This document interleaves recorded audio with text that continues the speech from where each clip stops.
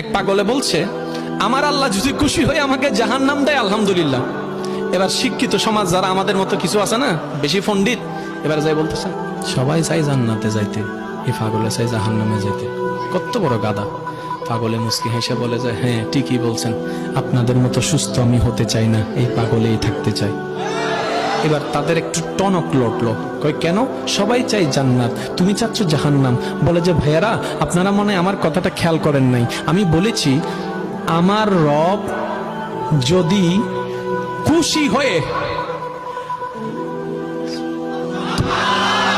আমার রব যদি খুশি হয়ে আমাকে জাহান্নাম দেয়, আমি সেটাও নিতে রাজি।